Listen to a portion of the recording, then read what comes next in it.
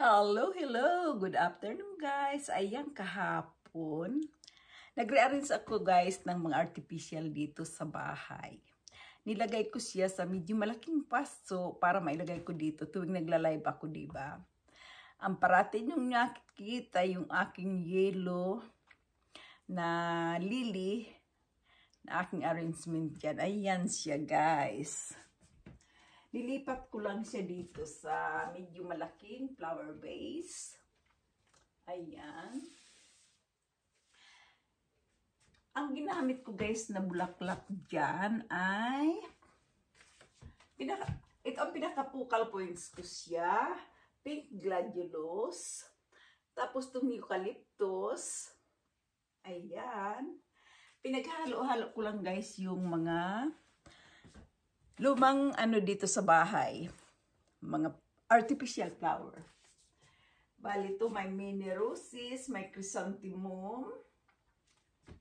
Tapos yan yung ginamit kong guys, yung dahon. Ang cute niya. Variegated siya guys. So, variegated. Tapos ito. Nilagyan ko siya ng hanging leaves. Tapos ito. Artificial siya guys na gerbera. Ayan.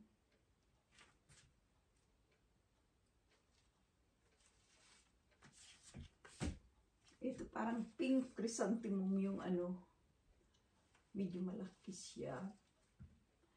Artificial. Ayan. Ito naman siya guys, nagtataka ako. Ang niya, ang hitsura niya, hindi naman siya, ibig sabihin, parang ang hitsura guys nito, para yung Easter lily. Kasi yung paganyan ang bulaklak niya. Hindi naman siya stargazer. Kaya lang, inaano ko, kasi may pink siya sa gitna, diba? Most like Easter lily, white lang siya. Pero ito, yung para yung sa stargazer, may kulay pink sa gitna. Ayan. Napakatagal na ng bulaklak na to dito guys sa bahay.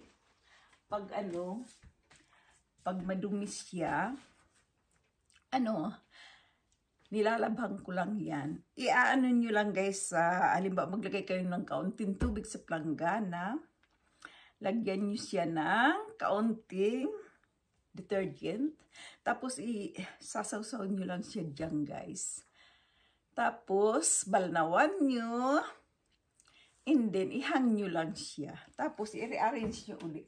Pero, guys, merong mga bulaklak na artificial flower na hindi nyo pwedeng labahan.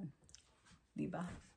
Hindi mo pwedeng masisira yung Ayan. Ito naman, guys. Ilang years na to sa akin. Yun, aking Christmas cactus. Bali, dalawa to nung araw. Namatay yung isa eh. Namatay yung isa. Ayan. Tapos to, ang cute din yun. Hindi ko na ilipat sa paso. Ayan.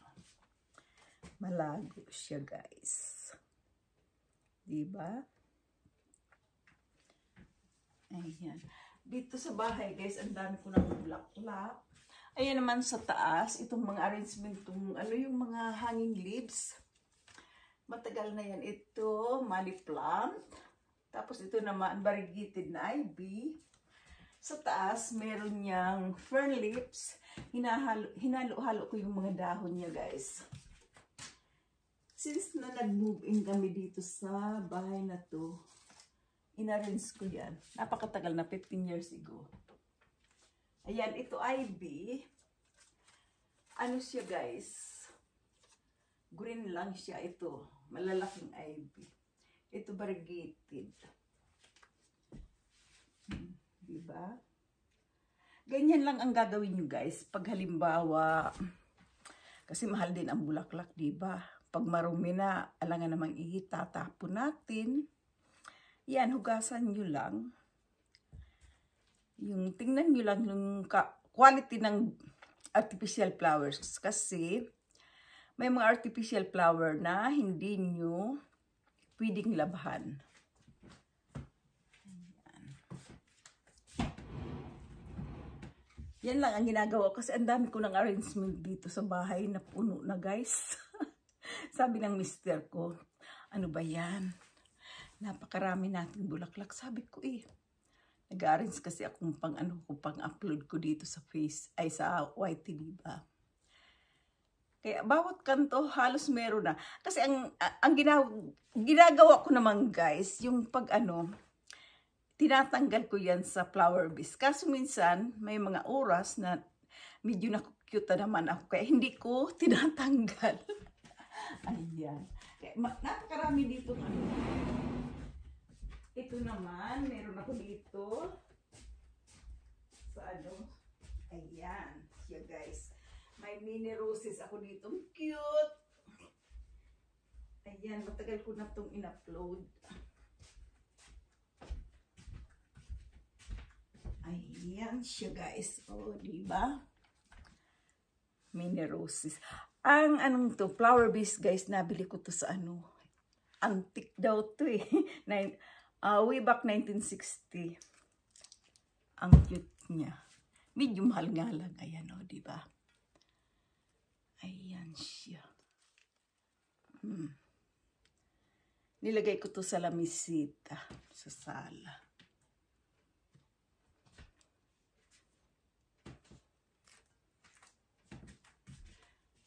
Mostly yung malalaking flower arrangement ko dito ay kulay yellow. Kasi walang mabilhan dito guys sa amin. Dumadayo pa nga ako sa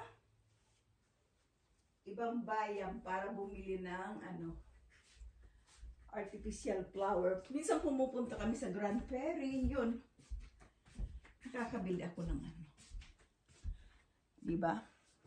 Ito yung yung guys, ito may isa akong arrangement dito. Napakabiga. Kung nakita niyo ito nung magluto ako, nandito to sa countertop. Ayan guys. Ayan, yellow din yan.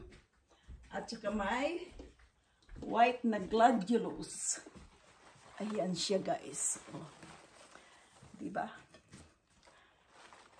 Ang bigat niya guys. Sa ilalim niyan, puros barya.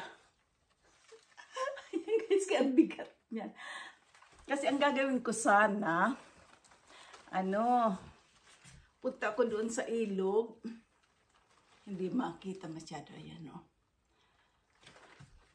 Punta sana ako sa ilog. Kukuha ko ng mga liliit na bato. Para pampabigat lang guys. Kasi nakalagay nga ito dito sa countertop. Pag medyo mahangin, pag binuksan ko yung guys, yung bintana, mahangin, diba? Baka matumba. Kaya ayan, nilagyan ko ng barya.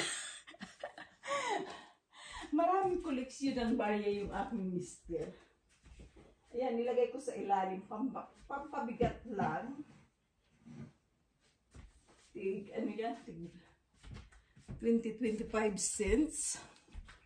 Para bumigat yung paso niya. Kasi pag guys, pag summer, binubuksan ko yung bintana. Yan, mahangin. Minsan yung mga nakalagay dyan sa countertop, nagliliparan. Ayan, mababasag. Kaya ayan ang ginawa ko. Nilagyan ko siya guys ng mga barya sa ilalim. Pampabigat lang siya. O siya, sige guys. Maraming salamat sa panunood nyo sa aking mga upload. At lalong-lalo na pag ako'y nagla-live. Maraming support. Pasensya na kayo guys. Nabubulol na naman ang lula nyo. Kagigisig ko lang. Ganyan ako guys. Kahit na mag-live minsan nabubulol ako. Maraming salamat sa inyong suporta at pang-unawa sa lulang ito. Thank you guys. Bye-bye. Ingat kayo lagi.